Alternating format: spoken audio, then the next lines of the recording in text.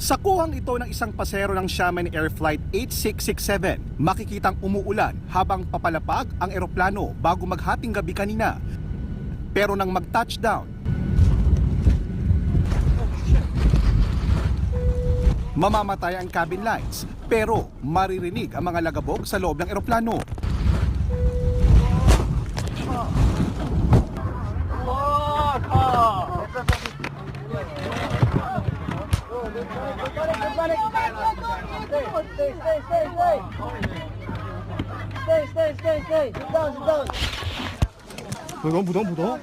Sa paglapag ng Xiamen Air Flight MF8667, nawalan umano ng kontrol ang piloto, sumadsad at nabalahaw sa gilid ng runway ng NAIA.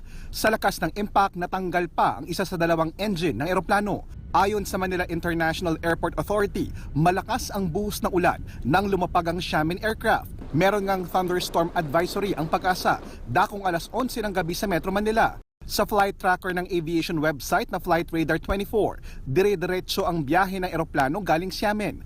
Pero ilang beses itong nagpaikot-ikot nang makarating sa Pilipinas. Bagamat walang nasaktan sa 157 na pasahero at 8 crew nito, natagalan naman ang pag-alis sa sumadsad na eroplano. Bukod kasi sa kailangan munang madokumento ng investigating team. Medyo mahirap ang recovery natin ngayon because ang lakas ho ng ulan since kanilang madaling araw. Malambot ho yung area, yung grassy area. We're trying our best to extricate the aircraft as soon as possible kasi po alam po natin na marami pong flights ang maapektuhan.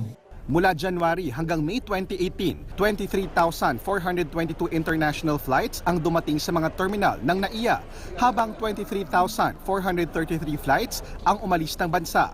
Halos 4,800,000 pasahero ang dumating sa iba't ibang terminal sa parehong panahon. Mahigit 5 milyong pasahero naman ang umalis ng bansa mula sa mga terminal noong January to May 2018. JP Soriano, Nakatutok, 24 Oras.